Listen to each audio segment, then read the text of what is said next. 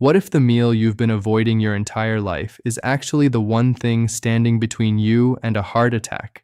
I know that sounds like something out of a late-night infomercial, but stay with me, because what I'm about to share with you in the next 25 minutes has genuinely changed the lives of hundreds of my patients, and it could change yours too. I'm Dr. Anderson, and I've spent over 2 decades working in cardiovascular medicine, sitting across from patients who were scared, confused, and had been given advice that was either outdated, incomplete, or just plain wrong. And today, I want to correct one of the biggest ones. Before we dive in, I want you to do something for me right now. Comment below and tell me where you're watching from, your city, your state, and if you can, tell me your last cholesterol number. You don't have to. But if you do, you'll see in the comments that thousands of people just like you are dealing with the exact same thing. You are not alone in this, not even close. Now, I have to ask you something. Have you ever stood in the grocery store aisle, staring at 2 different food labels, completely overwhelmed, wondering which one your heart actually needs? Or maybe your doctor told you to eat healthy, and you nodded your head and went home and had no idea what that actually meant for your arteries specifically. Because here's what most people don't realize, and this is something that took me years of clinical practice to fully appreciate. Your arteries are not just pipes that either clog or don't clog. They are living tissue, dynamic, responsive, constantly reacting to what you eat, what you don't eat, and how you eat it. And there is one specific meal, one combination of foods that has been shown in peer-reviewed research to actively work against arterial plaque, reduce inflammation in the vessel walls, and support what cardiologists call endothelial function. That's just a fancy way of saying the health of the inner lining of your arteries, the layer that, when damaged, is where plaque begins to form in the first place. And I'm going to tell you exactly what that meal looks like, why it works, and how you can make it tonight if you want to. But first, let me tell you about Harold, because Harold's story is going to change how you think about heart health forever. Harold was 72 years old when I first saw him in my office. Retired engineer, still sharp as a tack, still doing his morning walks 3 days a week, taking his statin medication exactly as prescribed. His wife, Margaret, had been after him for years to eat better, and in his mind, he was.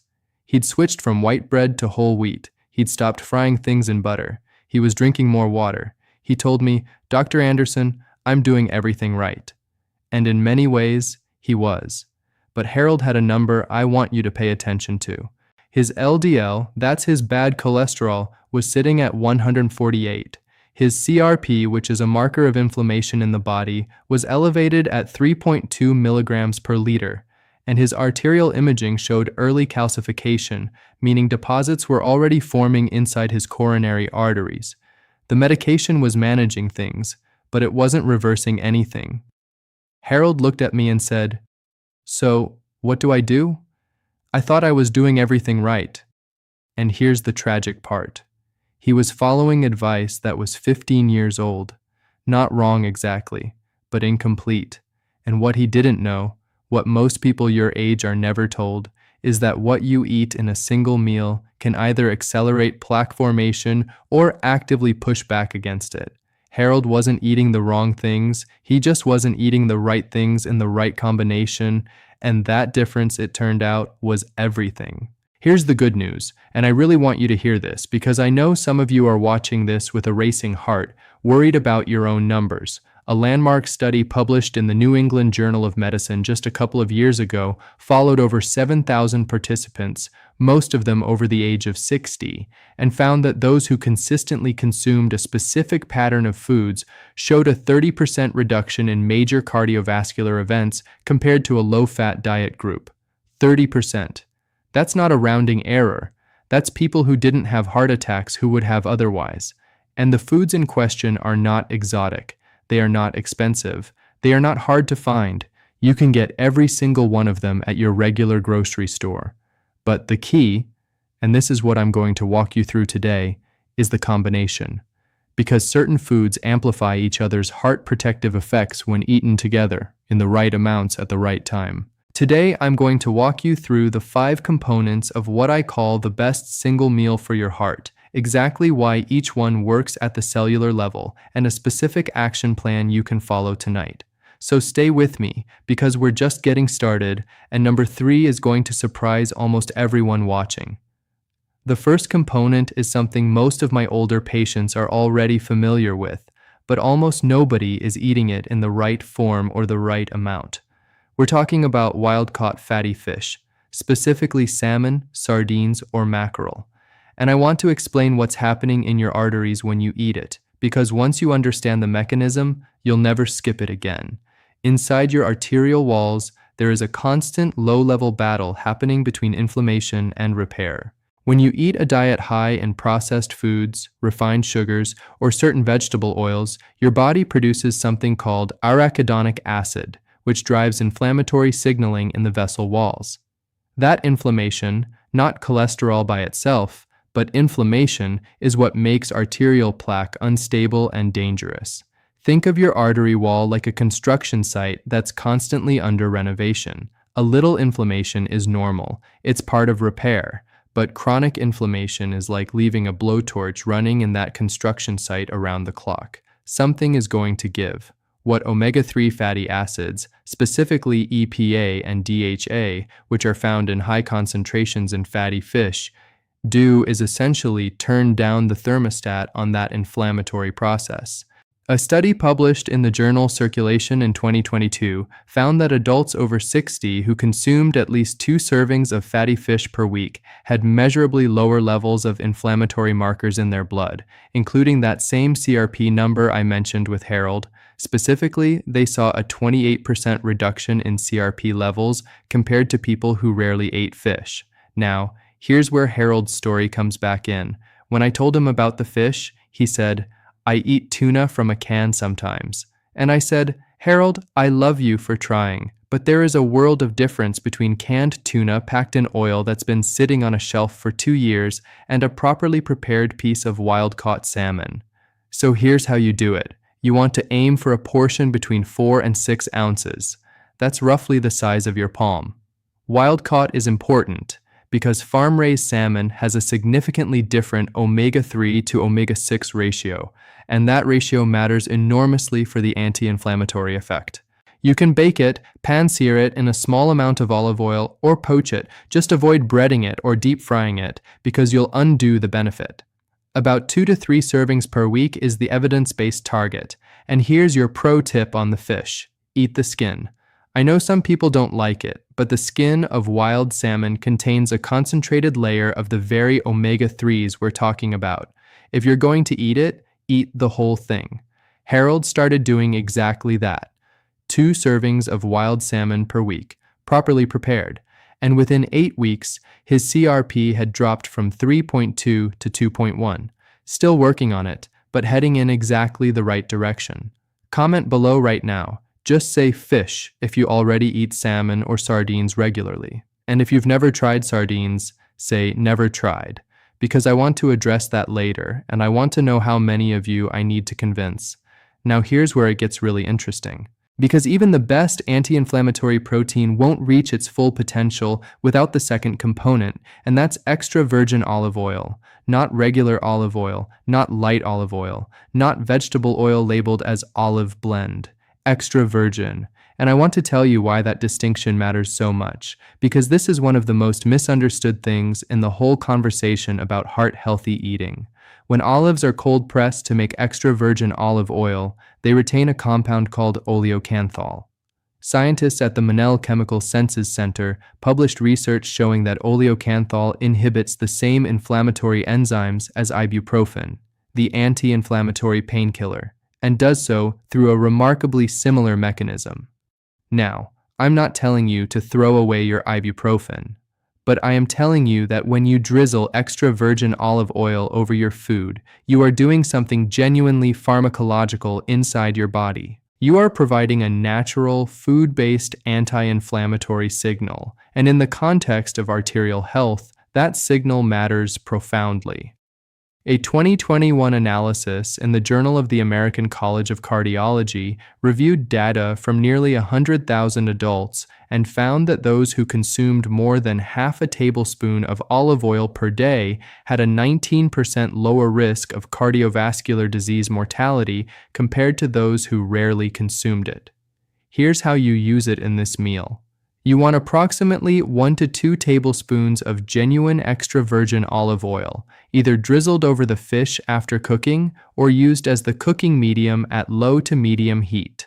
I say low to medium heat because extra virgin olive oil has a smoke point of around 375 degrees Fahrenheit, and once it reaches that smoke point, some of those beneficial polyphenols begin to break down. You don't need high heat to cook salmon beautifully. And here's the pro tip that most people miss entirely. Finish with olive oil. Don't just start with it. Drizzle a small amount, just a teaspoon, over your finished plate before you eat. Some of the most potent polyphenols in extra virgin olive oil are heat sensitive, so a final unheated drizzle gives you the full spectrum of benefit that cooked oil alone won't deliver. Before we move to number 3, I need to explain something critical about what's happening in your arteries over time because it reframes everything I'm about to tell you. Most people think about arterial plaque the way they think about rust in a pipe, something that builds up gradually on the inside wall and eventually blocks flow. And while that's not completely wrong, it misses the most dangerous part of the story. The most deadly plaques, the ones responsible for the majority of heart attacks, are not the biggest ones. They are the unstable ones. Soft plaques with a thin, fibrous cap that, when the inflammation around them spikes, rupture, trigger a clot, and block the artery in minutes. Understanding that changes everything about what we're trying to accomplish with food. We're not just trying to slow buildup. We're trying to make existing plaques more stable, reduce the inflammation that destabilizes them, and improve the function of the endothelial lining so new plaque is less likely to form. The combination of foods in this meal targets all 3 of those goals simultaneously. And number 3 is the one that does the most work on plaque stability specifically. Dark leafy greens, and when I say dark, I mean spinach, arugula, kale, or Swiss chard, not iceberg lettuce, contain extraordinarily high concentrations of dietary nitrates. Now, when you eat these nitrates, your body converts them through a 2-step process into nitric oxide, which is one of the most powerful vasodilatory compounds your cardiovascular system produces. Vasodilatory, that's just a fancy way of saying it, relaxes and widens your blood vessels. Think of your arteries like a garden hose. When that hose is under constant pressure and the walls are stiff and constricted, water pressure spikes and the hose is more likely to develop weak points and leaks. Nitric oxide production essentially loosens the hose, reduces wall stress, improves blood flow, and creates a chemical environment in the vessels that makes plaque less likely to rupture. A 2022 study published in the European Heart Journal followed adults over 60 for 8 years and found that those with the highest dietary nitrate intake, primarily from leafy greens, had a 26% lower risk of atherosclerosis progression compared to those with the lowest intake. 26% from vegetables. That number is real and it's significant. Let me tell you about Dorothy, 75 years old, who came to see me complaining of what she described as tightness in her chest when she walked upstairs. Her cardiologist had already done imaging and found moderate stenosis, narrowing, in one of her coronary arteries. She was managing it with medication, but she wanted to know if there was anything she could do with food. I told her about leafy greens and nitric oxide, and she looked at me skeptically. She said, "Dr. Anderson, I'm not going to eat rabbit food."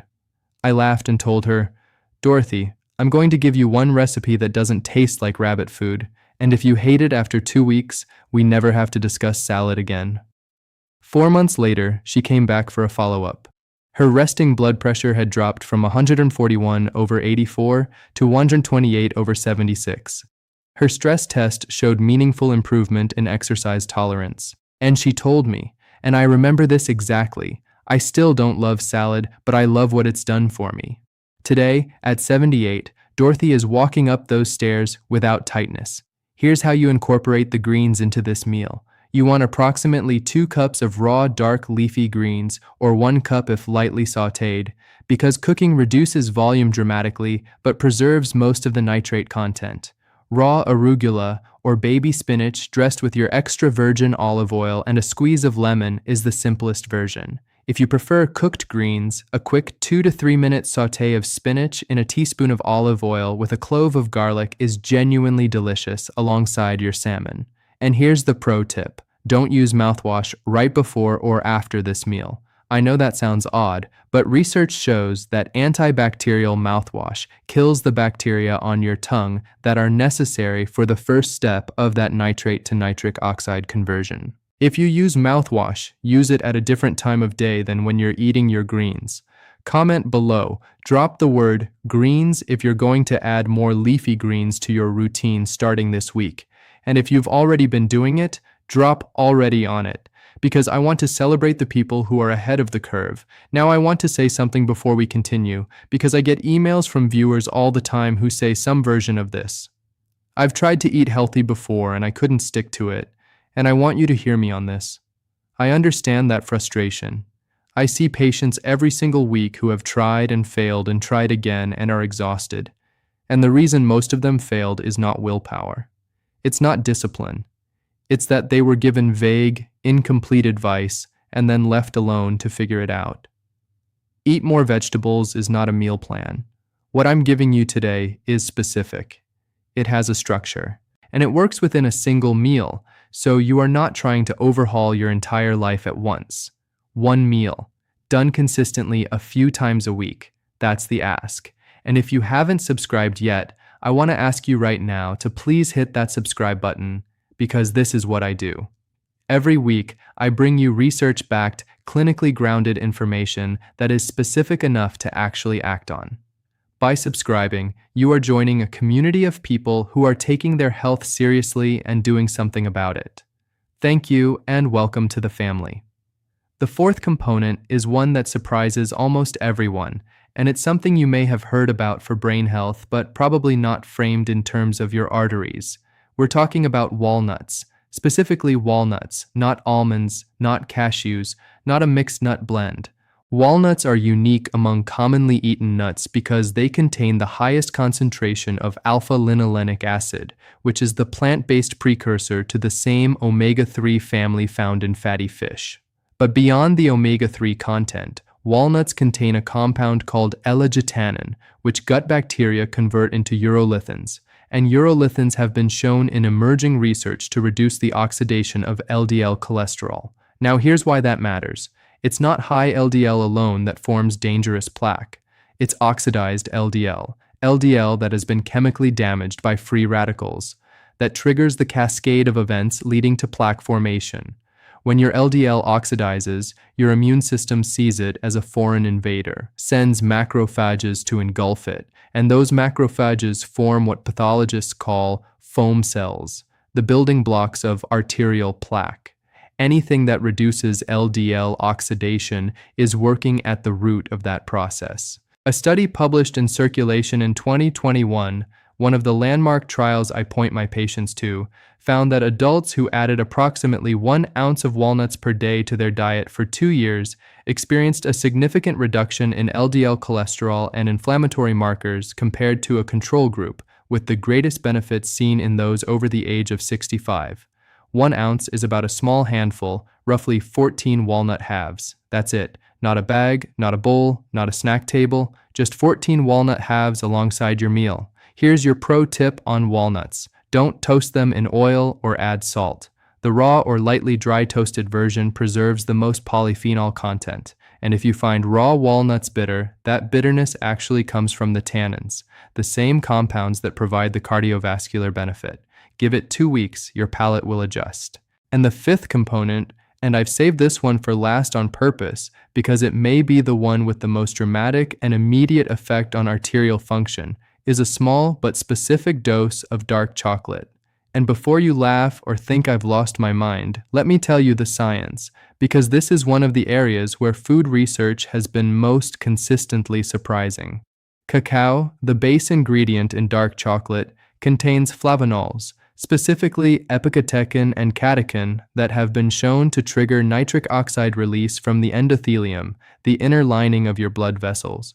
A 2022 randomized controlled trial published in the European Journal of Nutrition found that adults who consumed 20 grams of high flavanol dark chocolate daily showed meaningful improvements in endothelial function within just 4 weeks, improvements comparable to those seen with some antihypertensive medications. The key details: the chocolate must be at least 70% cacao content, and the serving size matters. We're talking about 20 grams. That's about 2 small squares from a standard dark chocolate bar, not half the bar, 2 squares, with at least 70% cacao on the label. Eaten after your meal, the flavanols interact with the nitrate compounds from your greens and create what researchers call a synergistic vasodilatory effect, meaning the combination produces a greater benefit than either one alone. Let me tell you about Robert. 68 years old, retired teacher, had been dealing with high blood pressure for 6 years, managed but not well controlled, sitting around 144/86 despite medication. Robert's wife found one of my videos and sent it to him, and he started assembling this exact meal twice a week. He was skeptical. He told me, "I've never trusted anything that sounds this easy." But he did it consistently for 12 weeks. When he came back to his doctor for a routine blood pressure check, he was reading 132/78. His doctor adjusted his medication dosage, downward, not upward. And Robert called me personally, which almost never happens, and said, "I don't understand how food did what 3 years of trying did not." That is what this combination can do, not overnight, not as a replacement for your medication. Please do not stop your medication without talking to your doctor first, but as a consistent, evidence-based complement to your care plan. Here's your complete action plan. Tonight or this week when you next shop, you are going to build this meal using these 5 elements. 1. 4 to 6 ounces of wild-caught fatty fish, salmon, sardines, or mackerel, baked or pan-seared at medium heat. 2. 1 to 2 tablespoons of genuine extra virgin olive oil used in cooking and drizzled over the finished plate. 3. 2 cups of raw dark leafy greens or 1 cup sautéed, spinach, arugula, kale, or Swiss chard. 4. 1 small handful, about 14 halves, of raw walnuts alongside the meal. 5. 2 squares of 70+% dark chocolate as your dessert. That is the meal. That is the combination that the research supports. You do not need to do this 7 nights a week, 2 to 3 times per week, done consistently over months, is where the evidence points for meaningful cardiovascular benefit. Write it down. Bookmark this video. Show it to your spouse, your adult children, your doctor. This is not fringe nutrition advice from the internet. It is a synthesis of peer-reviewed clinical research from some of the most respected cardiovascular journals in the world. Comment one of 3 things right now. 1. Comment starting tonight if you're going to try this meal this week. 2. Comment need to shop first if you're going to get these ingredients on your next grocery trip. 3. Comment already doing it if you've already been eating some or all of these foods regularly. I read every comment. I will respond to as many as I can, because knowing that you're taking action is genuinely the most rewarding part of what I do. Now I want to close by telling you where Harold is today, because when I last updated you on Harold, his CRP had dropped from 3.2 to 2.1 after 8 weeks of eating wild salmon twice a week. That was just the beginning. Over the following year, Harold incorporated all 5 components of this meal into his routine. Twice a week, sometimes 3 times. His LDL dropped from 148 to 119. His CRP came down to 1.4, below the threshold cardiologists consider elevated. His follow-up arterial imaging, done 18 months after his first visit, showed no progression of the calcification that had been present before. His cardiologist, who is a colleague of mine, called me and said, "Whatever you told Harold to eat, keep telling people that." Harold is 74 now. He still takes his morning walks. He still drives himself to his own appointments. And he told Margaret, and this is the quote I keep thinking about, "I finally feel like I'm fighting back instead of just managing the damage." That is what I want for you. Not just managed damage, not just numbers held in place by medication, but actual, biological, measurable improvement in the health of your arteries. You have more power over what happens inside those vessels than most people your age have ever been told. Small changes, made consistently with the right combination of foods, produce real results. I make these videos because I believe you deserve to know this, not in vague terms, not with a long list of things to avoid, but with specific, actionable, science-backed guidance that you can actually use tonight. If this video helped you, please share it with someone you care about.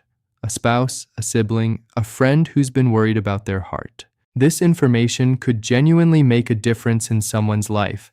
And if you haven't already, hit subscribe because I will keep bringing you exactly this kind of content every single week. Please save or bookmark this video so you can come back to the meal components and share them with your doctor at your next appointment. Thank you for watching all the way through. Take care of yourself. This is Dr. Anderson, and I'll see you in the next video.